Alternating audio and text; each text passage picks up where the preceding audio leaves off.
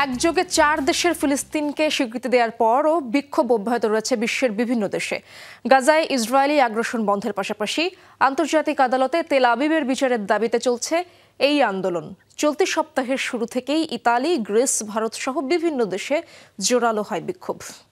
নতুন ব্লেন্ডে আরো rich অ্যারোমায় salon family blend টে।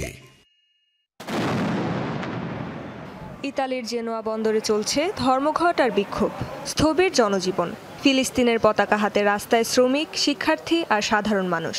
এসব কিছুর পেছনে দাবি একটাই, গাজায় বন্ধ করতে হবে আগ্রাসন।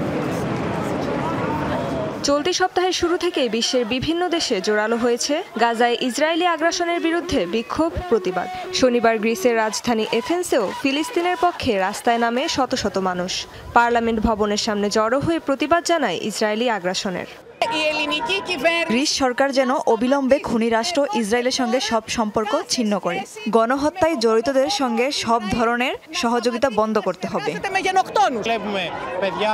আমাদের সমবয়সী শিক্ষার্থীরা প্রাণ হারাচ্ছে ফিলিস্তিনে, স্কুলে বোমা হামলা হচ্ছে, তারা নিহত হচ্ছে। এর আগেই বিক্ষোভ শুরু হয় ভারতের বিভিন্ন স্থানেও। গাজায় ইসরায়েলি আগ্রাসনের জন্য যুক্তরাষ্ট্র সহ ক্ষমতাধর দেশগুলোকেও দায়ী করা হয়। ফিলিস্তিনিদের সাথে যে অন্যায় হয়েছে তার জন্য ইসরায়েল এককভাবে দায়ী নয়, এজন্য দায়ী যুক্তরাষ্ট্র। নরেন্দ্র মোদীর নিশ্চুপ অবস্থানও দায়ী। দিন যত গড়াচ্ছে, গাজায় আগ্রাসন বন্ধে ততই চাপ বাড়ছে তেল আবিব ও ওয়াশিংটনের উপর। ফিলিস্তিনকে স্বাধীন রাষ্ট্রের স্বীকৃতি দিতে নিজ সরকারের প্রতিও দাবি জানাচ্ছেন বিশ্বের বিভিন্ন দেশের সাধারণ মানুষ।